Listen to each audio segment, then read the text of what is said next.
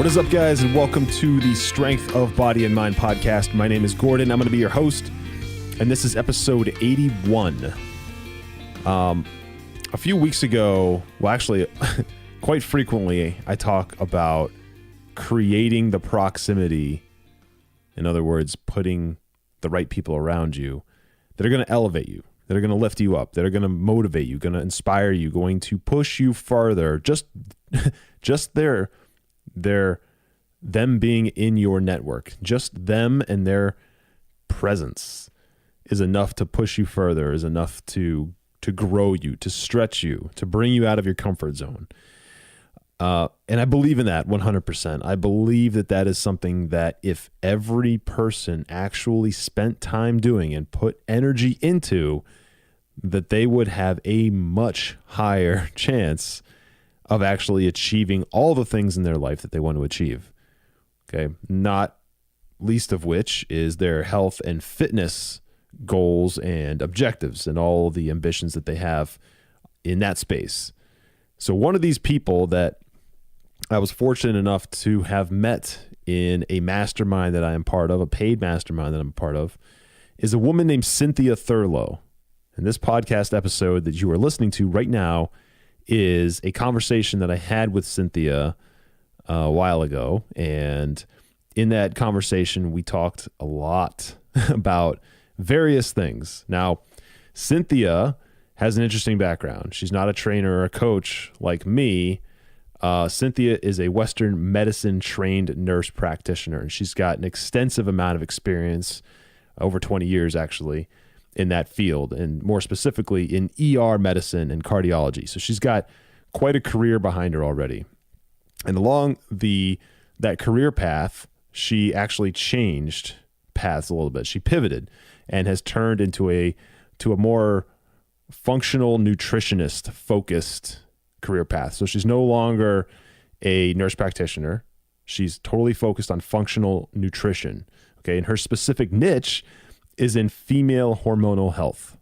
Okay. So someone like Cynthia, who has a very specific niche of female hormonal health, in addition to her 20 years of ER medicine and cardiology experience as a nurse practitioner, all right, that is a whole space and a whole level of education and experience that I will never learn on the job, if you will, right? I'll never actually be exposed to some of the things that Cynthia was exposed to.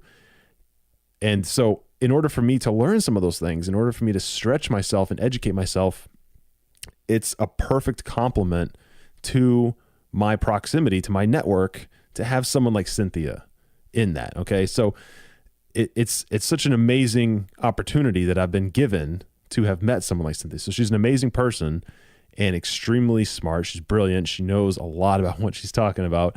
And when it comes to a lot of those things that I talked about that she's got all that experience with, female hormonal health, ER medicine, cardiology, and just general health and wellness, even nutrition, and a lot of stuff that you'll hear us talk about in this conversation. When it comes to all that stuff, she is so confident in the way she speaks because she knows all the content so well. And so, a couple things to take away from this. One, if you aren't already trying to essentially handpick as best you can the people that you spend the most time with and the people that you associate with and the people that you have in your circle on a daily basis or near daily basis, then you need to do that.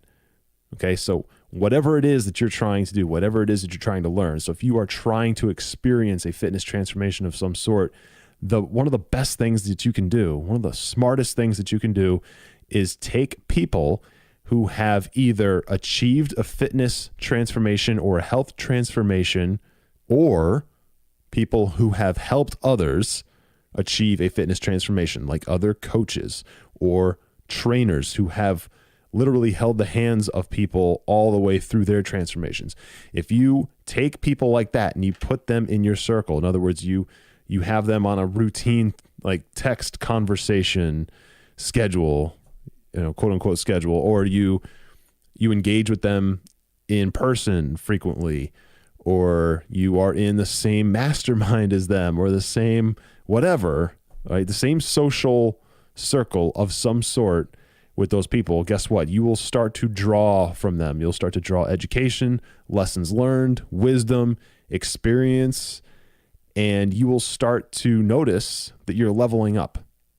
Okay, you're leveling up. So keeping people like Cynthia in my circle, not only is she's a great person, and I would want to be friends with her anyway, just because of that, but she has the influence on me that has caused me to level up in various different ways. So currently, Cynthia is living in Washington, D.C. with her children and her family and her doodles. And one of the things that she talks about frequently and that she stands for openly and outwardly is that she believes that the inherent power of food and nutrition can be your greatest asset to your health and wellness journey, whatever that is. Okay, so think about that for a second.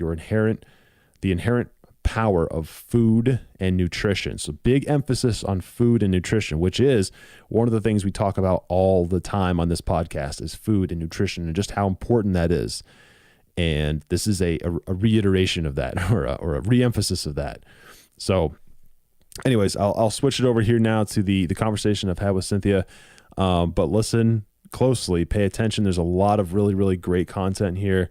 And we dive deep into some really cool stuff about sleep and hormones and how sleep can be tied to bad eating habits and poor eating habits and cravings and things like that, and how poor sleep can be a catalyst for people putting on excessive weight and putting on, more specifically, excessive body fat, and how it's all tied. A lot of it's always tied back to hormones and the way glands are operating in the body, and how a lot of that is tied to sleep. And there's so much stuff here. There's so many good things here. And Cynthia is clearly the expert, and I'm clearly the student here. So I'm learning just as much as you are going to be. So it's amazing. So anyway, at this point, I'm going to switch over. So enjoy this conversation with Cynthia Thurlow.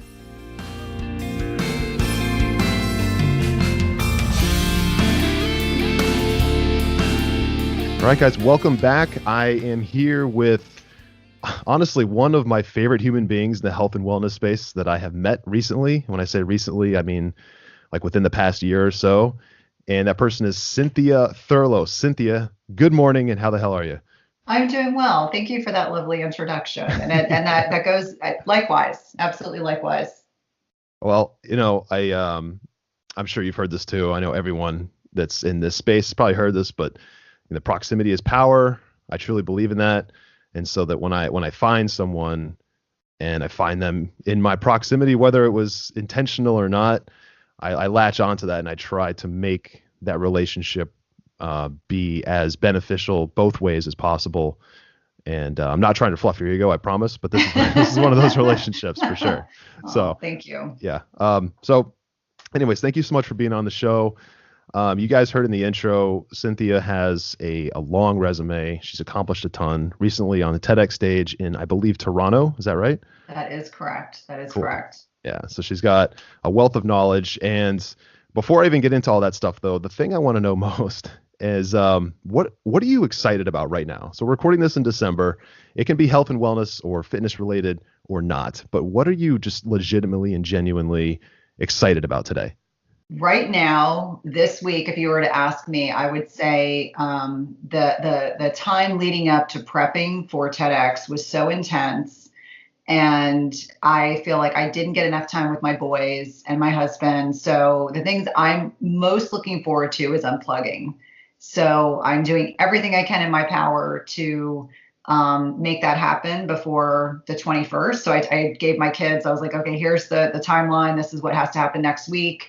But really just spending time with my family and slower pace, staying in our PJs, doing silly stuff like catching up on movies, cooking, and just not being in the rush. I think one of the things that I really struggle with, not only being an entrepreneur, but as my boys are getting older, they're 11 and 13, is that we have a finite amount of time with them.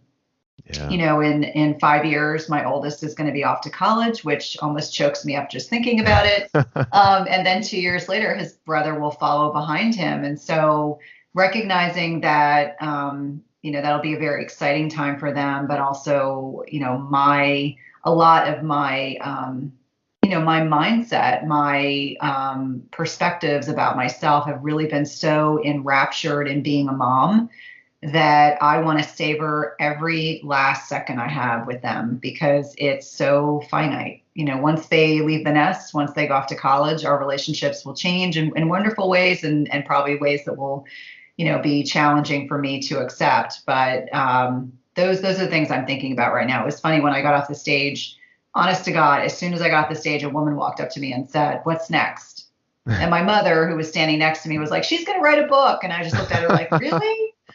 Because I wasn't even sure that was something I was interested in doing. But I also thought, gosh, I just want to take a pause. I just want to take a pause. That's what intrinsically feels right to me right now, is just take a pause, I think it's in our nature as human beings. We want to like think of something bigger and better and more exciting. And right now my brain is telling me to just savor right now, just enjoy right now. So that was a Yeah. long-winded explanation, but No, that's great. That's awesome. That's what I want to hear. And like, I mean, I'm a dad, and mm, I am an entrepreneur, and I have a business owner, and mm, there's so many ways to you can spend your time every single day when you're in that mm, space. You can get sucked in anything. So I yeah. totally resonate with you. Like I look forward to putting my phone down Hmm.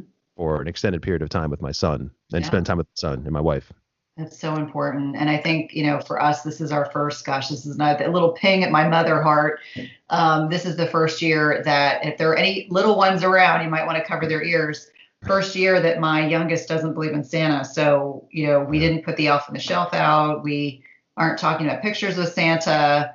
Um, and that's a big adjustment because for the last 13 years, that's been a huge focus of our energies is, making Christmas like this exciting, and it's still exciting, but it's different. It's a different dynamic. So the dynamics have shifted again, much like when you go from not having children to having a child and the dynamics shift.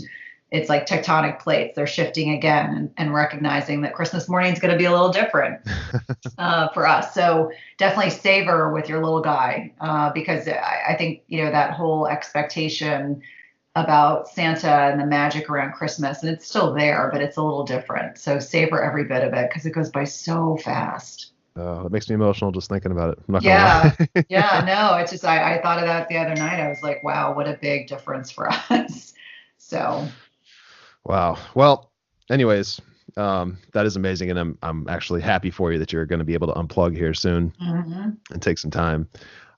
So one of the things I did want to ask you about right off the bat was, and this is something that comes up in conversations between me and current clients, me and prospective clients, and just really any conversation that I have with someone who is either about to or on the bubble or on the cusp of trying to get themselves into a fitness lifestyle or a health and wellness focused lifestyle is sleep. Mhm. Sleep. Now, so I really kind of want to tackle this from two angles because my bread and butter, the thing that I do the best, the thing that I excel at the most is getting people to understand the importance of putting some amount of muscle mass on their body for a whole bunch of Mhm. different reasons, and then showing them and teaching them how to do that. Mhm. So, and I know sleep is incredibly important for muscle development, but on the other side, just from a general health and wellness and energy like perspective, I know sleep is important for those things as well. So I want your opinion on both of those, and I want to start with just the general health and wellness day in and day out. Why is sleep so important? Mhm. And be as specific as you like. Why is sleep so important, and how much should the average person be looking for, and why? I mean, it's great that you place an emphasis and focus on that because sleep is foundational to our health. I was telling a client the other day, you don't get a badge of honor for not sleeping enough. Like no one's going, you're not gonna win anything. So don't even aspire to get by on not enough sleep. So we recognize that sleep does many, many beneficial things. And first and foremost, our brains are more active at night than they are during the day. Even as a nurse practitioner, I hadn't really pondered that idea until I read it. And I think it's something that when I'm working foundationally with my own clients and I'm talking to them about the fact that sleep, we secrete lots of growth hormone at night. So growth hormone is a potent anti-aging hormone, but it's also a hormone that's going to help you grow muscles. We know that sleep is foundational to maintaining our blood sugar. If you're not getting adequate sleep, you have a 40% net reduction in your blood sugar control. So if someone isn't sleeping well and they're struggling with obesity and weight gain or hormonal issues, you got to dial in on sleep. If you cannot get someone sleeping well, they're never going to lose weight. It is completely impossible. The other piece is not only does it impact your blood sugar, but it also impacts leptin, which is one of these key hormones that regulates your appetite. So we talk about leptin resistance, insulin resistance, they kind of all go together. We recognize that sleep is important for the choices that we make. If we're not getting enough sleep, we are going to crave the wrong kinds of foods. You're not going to be craving sweet potatoes when you're not getting enough sleep. You're going to crave junk, really, right? So it's things, impacts appetite, blood sugar, growth hormone secretion. It impacts our ability to, digest our food properly. We actually need time where we are rested when our body is digesting our food. And I think many of us, don't understand how digestion works, but when you eat food, it takes about 18 to 24 hours for it to be properly digested, but our body needs rest. Our whole, digestive system needs rest in order to properly process the foods or food-like substances we have consumed. And it also impacts mood. If you're not getting enough sleep, there are higher rates of depression and anxiety in people that are either shift workers or people that don't sleep properly. And again, it goes into that hormones, talking about melatonin and serotonin, they're intricately involved in our sleep-wake cycle, along with cortisol, which is secreted by the adrenal gland. So I look at it as sleep is foundational, much like hydration. So you can't do without either of those things and maintain a healthy, happy body. But I think sometimes when we break things down in such a way that it's easier for people to understand if they're getting by on 3 or 4 hours of sleep and wondering why they've gained weight, why they feel like they look older, men and women, why all of a sudden they're, struggling with craving, junky foods. And like I said, we oftentimes don't crave sweet potatoes. We're going to crave cookies and cake and soda and candy bars and things like that because our body's looking for a quick source of fuel. So that's where I would start the conversation about sleep. Are most of your clients struggling with falling asleep, staying asleep? I can speak to both of those things too. It's all about troubleshooting. Well, before I get into that, before I forget, I want to circle back to one thing you pointed out, which I know a lot of people listening do not understand. And that is that the lack of sleep, having a lack of sleep, trying to survive on 3 or 4 or even 5 hours is going to lead to bad dietary decisions. Yep. So can you, before we talk about, like the things that my clients are struggling with, can you just touch on that a little bit more? Yeah. So, if someone is either not getting a sufficient night's sleep consistently, like you're getting by on 5 hours of sleep 6 days a week, or you have trouble falling asleep or trouble staying asleep, over time it erodes your ability to, we have pleasure centers in our brains. Think about it that, when you look at our brain, we have pleasure centers that need to be, facilitated. And if we're not getting enough sleep, it's harder for our brains to kind of override that desire to give in to temptations. So one of the things when I am, talking to either males or females or even kids, talking about the fact that if you're struggling to make good food choices, you have to kind of re-engineer what's going on. Because if your body is pleasure centers are kind of very focused on, they're just focused on one thing, whether it's a piece of candy or, it's having that bag of chips or it's having, a big gulp or whatever it is that, you're tempted by. You have to really ratchet back on thinking about how your self-care decisions impact your ability to take care of yourself as a whole, to make those good food choices, to plan out your meals, to ensure that you are giving your body the best kind of fuel it needs. It's kind of like when you go to the gas station and your options are, super or the cheapest option that's out there, just making conscientious decisions all day long that are to your benefit or to your detriment. So. No, that's incredible. And I know from having conversations without even asking that question that that connection is something that most people don't make.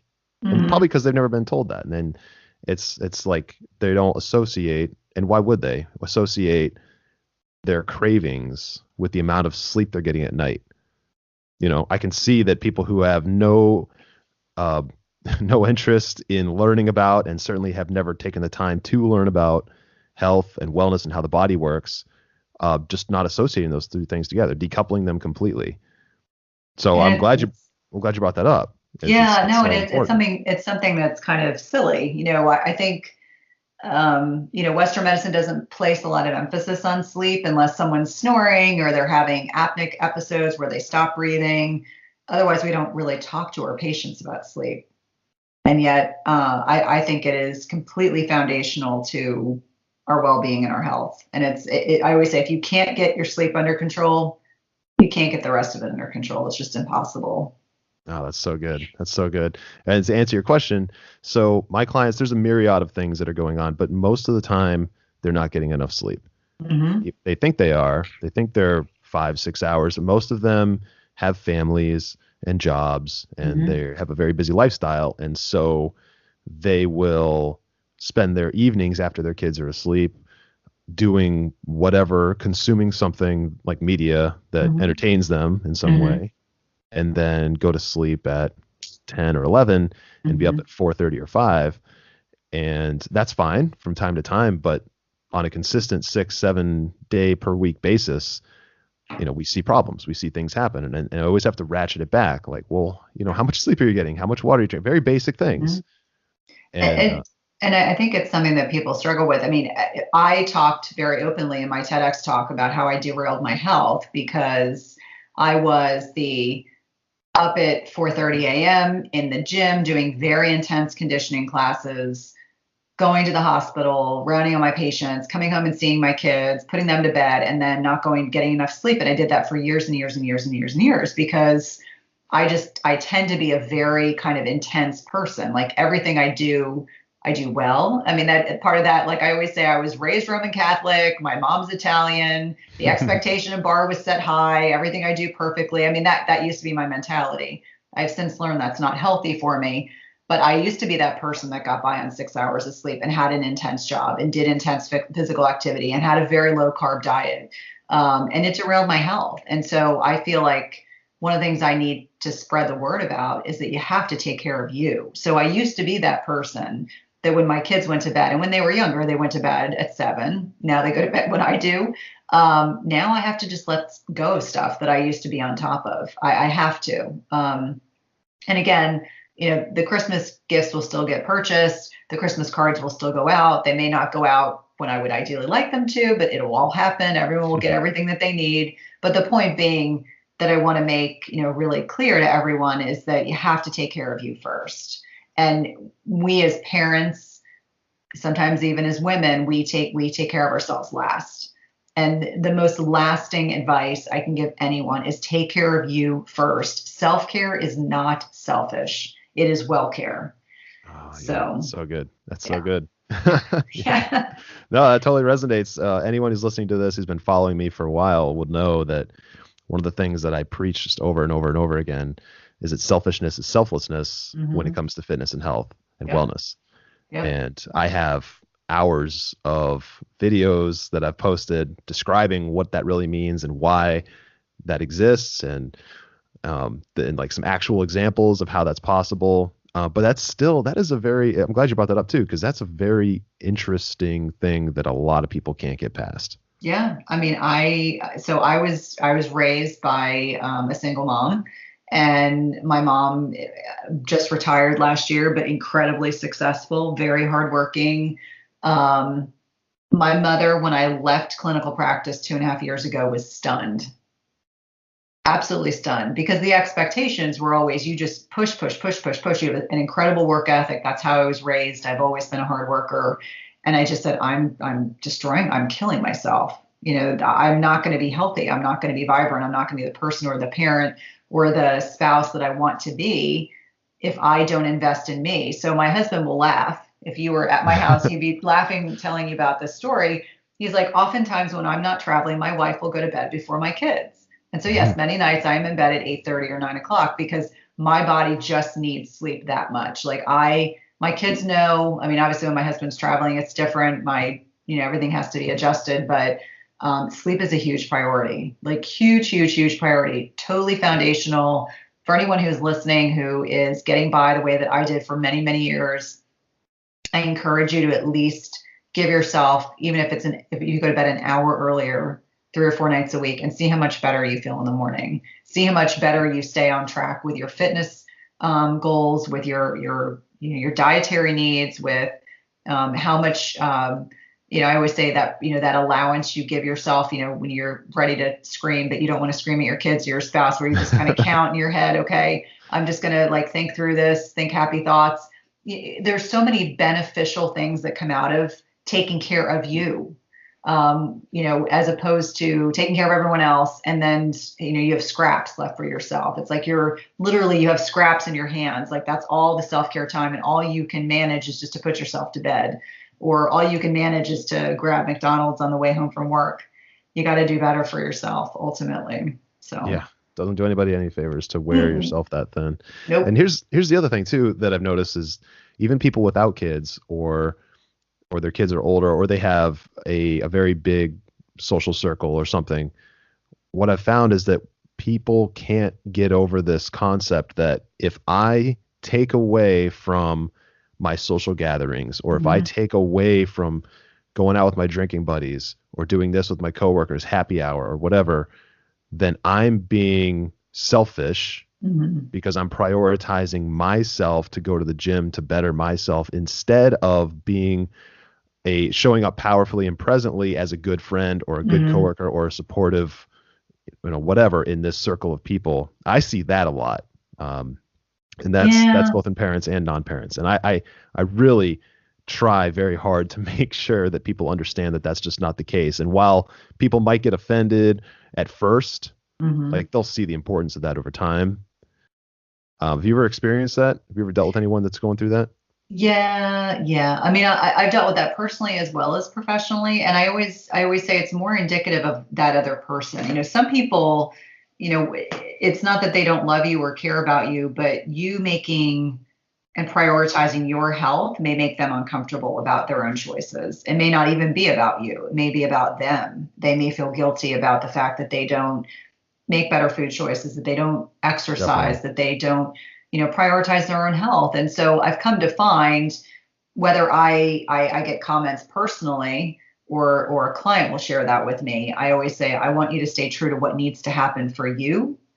I want you to stay focused on what your goals are. And every single time if you were to hear a comment like that, I want you to say, this is what needs to happen for me. You're not apologizing. You're not acknowledging what they've said, but you're not allowing it to derail what needs to happen for you. Because, ultimately, as whether you have children at home or you don't, irrespective of what age range you're in, although it gets harder as you get older, I'll be honest with you. I think that ultimately we have to make choices that are beneficial to us. And I'm not talking about having a 3-month old at home and neglecting your child to go work out for 3 hours. That's not what I'm saying. What I'm saying is that if your child or children are being well taken care of and no one's being neglected, go take care of yourself. I mean, I don't think I appreciated that enough until my kids got a little older. And then I got I don't want to use the term selfish. I got very protective of my time going to the gym. My husband knows, my kids know I will get up very, very early so that I can fit those things in because I'm a better mom when I've been Yes, able to work that out. that's right. Yeah, They I always say we do. can tell when you're cranky. Did you go to the gym today? No. Yeah. Well, I can tell. Go take a I walk. I can remember growing up, I never had this conversation with him, but my dad, um, he was never into weightlifting or going to the gym, but he would run. He was a runner. He's always been a runner. He Okay. still is. He's in his 60s and he runs It's every day. amazing. Yeah, it is actually because I hate running, but it was inspiring though. And it always resonated with me because he would come home from work after 8 or 9 hours. He would we'd sit down, we'd have dinner or whatever, and then he would leave. He'd be like, you know what? I'm going running. And he would go to the same track and he'd Mhm. be like, you're more than welcome to come, but don't bother me. He would always run. And he was very protective of that time. And that when I look back now, I'm like, you know what? The apple doesn't fall too far, because Yeah. that was a grounding mechanism for him. That Yeah. was an anchoring thing for him. And mine is just a different form of the same thing. Yeah. Well, and I think for me, what my mother would say, my mom's now retired, so she's in her 70s, and she made the comment to me, my generation, and so my mom was part of that feminist movement. My mom climbed her ranks up to being a CIO of a very large medical system, and she's balls to the wall. She's tough. I mean, she's wonderful, but she's tough. But she said we didn't have all those options. Like your generation has a lot of those options that we didn't even think about in terms of like taking care of ourselves. We were just boldly like just focused on where we wanted to be. And I said, I'm not. I still think about that myself too, but the reason why I can exist in the space that I do is because I make investments in my health. And so, I do Reiki and I do acupuncture and, I lift weights and I do intermittent fasting and I really like to eat healthy food and I feel good. And so that's the place I come from is that, when you make these investments in supporting your brain, supporting your body, being, you want to, be intense when you need to be intense, but you also want to be relaxed and present. And the only way to really do that is you got to walk the walk and talk the Mhm. talk. You Yeah. I can't be telling you one thing, Gordon, and then going out and, going, well, I had a couple of clients do this around Thanksgiving, but going off the rails for months on end, because then I wouldn't be in a healthy mind or body to be able to dispense health advice or wellness Absolutely. advice for that matter. No, and I think honestly, I think most people would sniff that out pretty quick anyway. Hmm. I mean, you obviously have to show up visually that indicates that you are living the lifestyle you talk about. Yes. So, you're a walking billboard, of course, but like also it would just be, it's more native for you and for anybody. It's more intuitively like easy to talk about the thing that you do day in and day out, especially if you're teaching it and coaching Yes. it. So that's Yes. obvious. And I totally get that. And I love that. And this is actually a perfect time to transition, because I have something that I've been dying to ask you about and get your opinion on. So I love when people learn nutrition through the format of understanding what X amount of food looks like and Hmm. X amount of this and this many ounces of this looks like for a period of time, basically tracking and weighing and measuring for a while Hmm. until they really understand what a portion of food looks like Correct. before they try taking on fully an intuitive eating approach. Hmm. Uh, I have only in like a few small circumstances been able to see people utilize intuitive eating successfully without first understanding what like 4 ounces of chicken looks like or Hmm. 100 grams of sweet potato looks like first for a while, actually measuring it and seeing it and understanding the data, and then going into intuitive eating or understanding what their body feels like when they eat this much of this much of that, this much of this for several weeks at a time. And then they can get into this intuitive state or this intuitive relationship where they can eat and feel, eat and feel, eat and feel. Um, how do you feel about all that? Like, I know not everyone's into tracking macros. I get that. But Hmm. do you think everyone's capable? I guess this is my question. Do you think everyone's capable of jumping right into intuitive eating, especially if they're in a No, situation where they're overweight or, no, okay. no, Why? because, well, I think there's a couple things. I mean, my sciencey brain will say, well, if we know someone's leptin and insulin resistant, meaning they have issues with their blood sugar and they've got issues with communication between their brain and their stomach to tell them that they're full, they would not be able to jump into intuitive eating. That would be my first thought. Um, I think we as a society have really done a disservice that we have gotten so far removed from creating our own food, making our own meals. Processed food industry has proliferated with propaganda about the fact that we have to buy it. We have to have everything has to be created for us in a factory. So Yeah. we no longer feel confident going to the grocery store and picking out ingredients. That's another issue. That's a whole other issue. People don't feel empowered to know how to feed their bodies. I think it would be a very unusual person that could go from not having a sense of what portion sizes should look like to go to intuitive eating. I think um, I also, on the flip side, have many, many clients over the last few years who have gotten so restrictive about their eating that they live and die by that measurement. Yep. And so I think there's that other shape of the coin that some people need it so that they can visually get a better sense of what a proper plate size should look like when they're putting their macros together. On the other side, I have people who can't even relax enough to enjoy any food because they're so fixated on portion sizes. And so they'll never get to a point of mindful eating because there's fear. Fear about food can be very, very destructive. So I think when you're coming from a point, if you've been dealing with obesity for a while or being overweight, I think visually having the reminders of what portion sizes look like can be very helpful. As they kind of master that, they can move on to mindful eating. I like the concept of mindful eating because I personally don't like to measure anything. Sure. I'm a very visually oriented person, so I generally know exactly because I'm 120 pounds. So for me, I know how much protein and vegetables. I can get away with a pretty good amount. I have to be more careful about my fat portion sizes because my body, I have a harder time breaking fat down, which is a whole separate conversation. So for me, I that's the only thing that I might be more mindful about, even more mindful about. But otherwise, I like to just throw my meals together and then I kind of say, okay, this is the size plate I'm going to use because this is how hungry I am. And then I kind of go from there. But I do agree with you that most people can't go from, directly from I need to lose weight and get healthier and go to mindful eating. There usually has to be an intermediary period. And this is what I love about Gordon. I'm married to an engineer, so I understand. And after being married to my engineer husband for 15 years, with him for 17, I understand where this is going.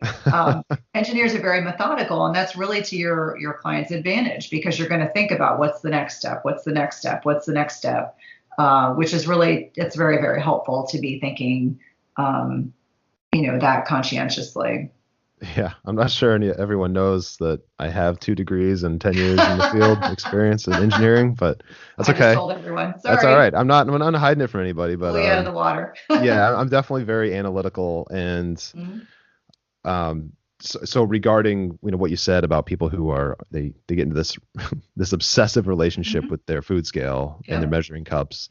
Yep. I get that. I lived that for a little while and I don't regret it because I got such amazing results. But then breaking out of that, because I did that, this was for a couple of years.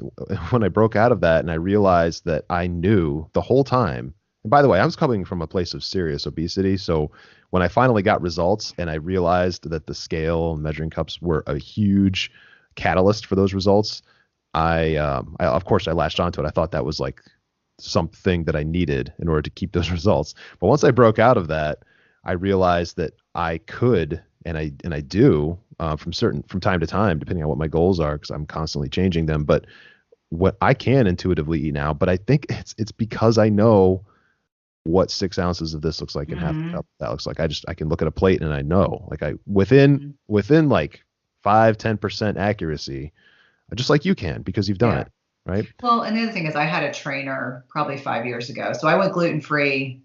No, I went gluten free 7 years ago. And I remember I had a trainer at the time who wanted me just for a period of time to measure my food. 7 asparagus spears, 7 of this. I got so lean that she and I finally got to a point where I just said, this isn't healthy for me because I feel like I'm being too restrictive with how I'm eating. And that's not a place of comfort for me at all, like has never been. And so I feel very comfortable now saying I generally, like you said, 5 to 10% accuracy. And then, you have those days where, I went on a plantain binge like last week and had far too many plantains, but recognizing that, I'm like, okay, this day my carb content or my carbs were a little higher than they are normally. I know what I need to do the following day. So everything's always a new day. If you go off of, where you normally are, you can always come back to a place of normalcy and say, okay, today's a new day, and today I'm going to structure things a little bit differently. Yeah, awesome. Okay, well, I did not know that we were going to resonate so well on that perspective between intuitive eating and macro counting.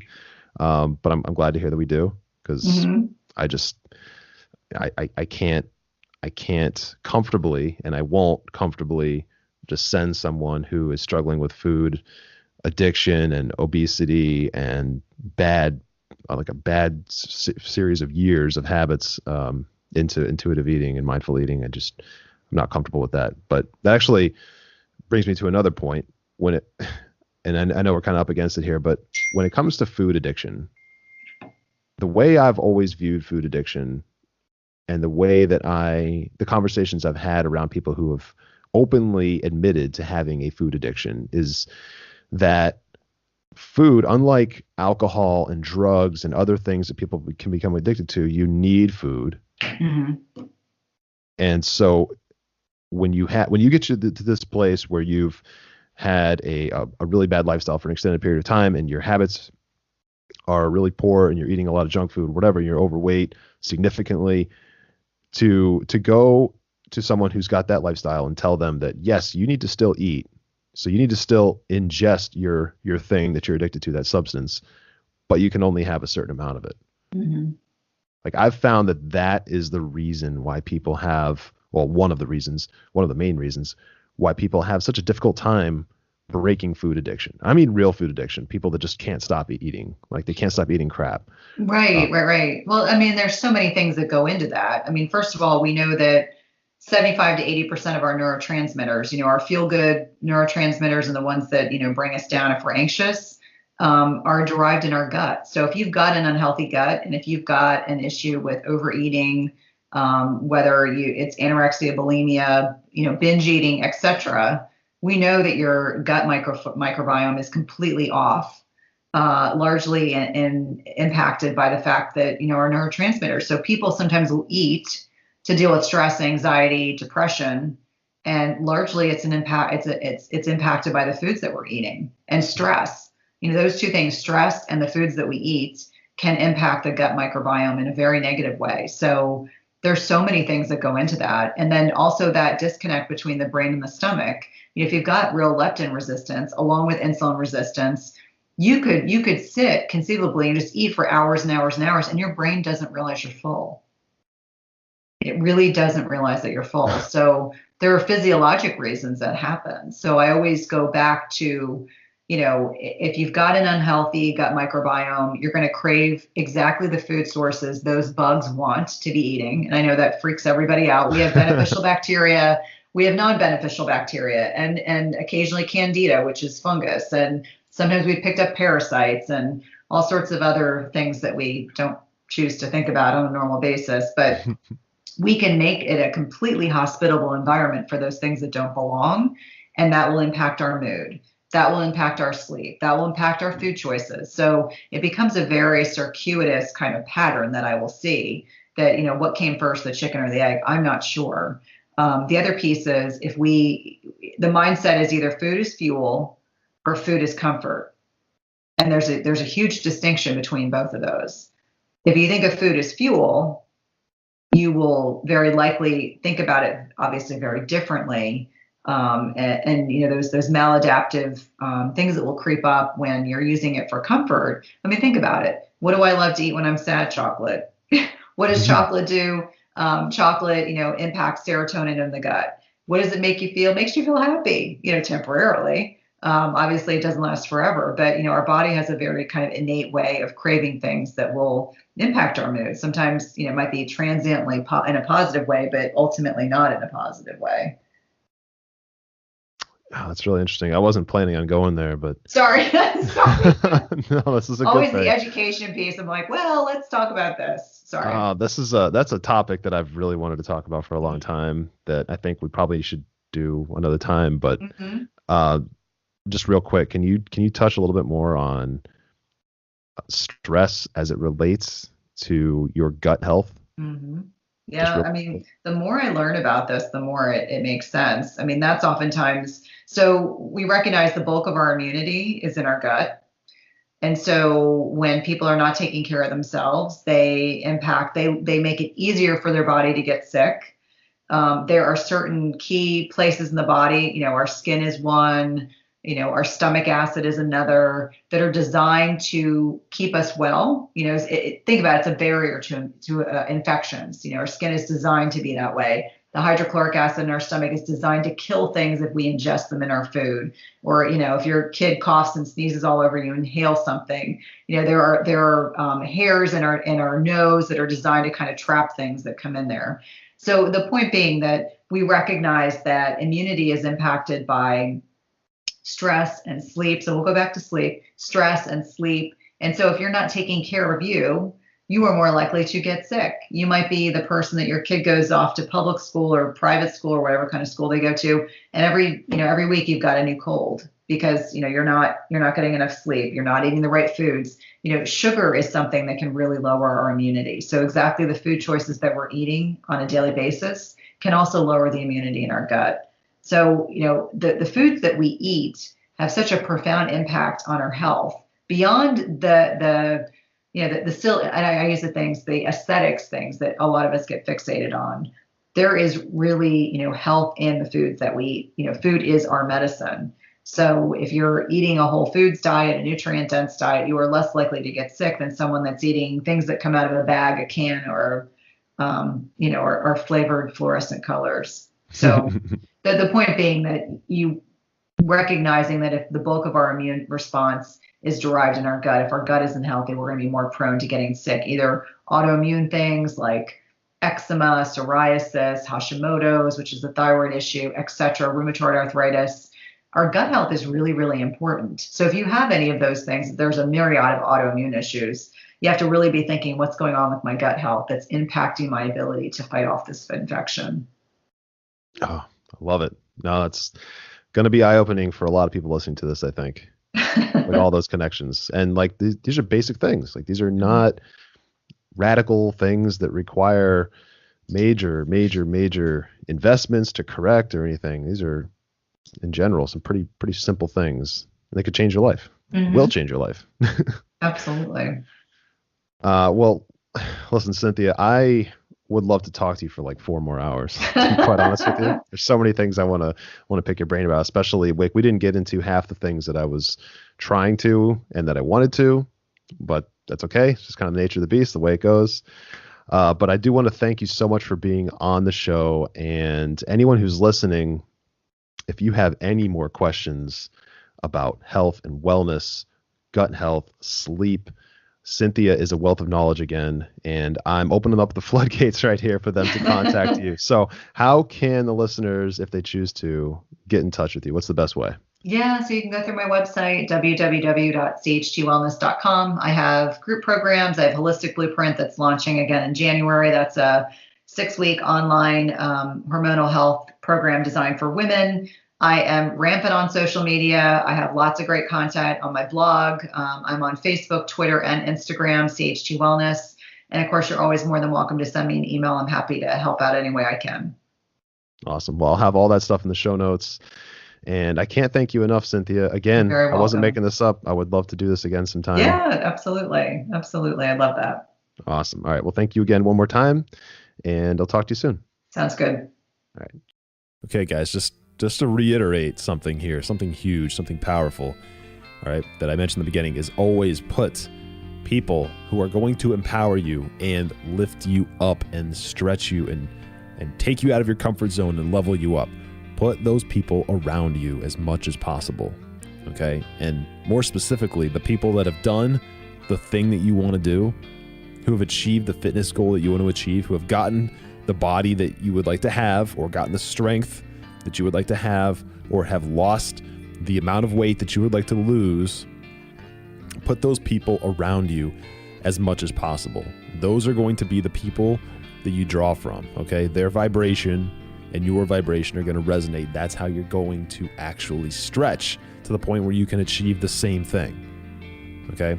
So I can't stress that enough. Now, yes, Cynthia, who has tons and tons and tons of knowledge, is one of those people. She knows so much about a lot of this stuff. I mean, we barely scratched the surface here, and she knows so much that it already levels me up in a bunch of different ways. So I already feel like I know so much more about this stuff, and I'm still always considering myself a student of the game, because just when I think I know something, I meet someone like Cynthia and realize that I know very little in my 10 years of of research and studying and testing and trying new things. So anyways, I hope you guys got a ton of value out of that. I know if you were listening that you actually did, and if you didn't catch it all, I totally recommend you go back and listen again, because there's a lot of great stuff there. And if you guys did get value out of this, then please go over to iTunes, leave me a review, and leave me a rating. That way I can reach more people, and I can get into the ears of more people, and they can hear more interviews like today's interview with Cynthia. So thank you guys so much for checking this out. Again, please leave a review. That helps me so much. And don't forget, as always, train with purpose. And I will talk to you guys in the next episode. Take care.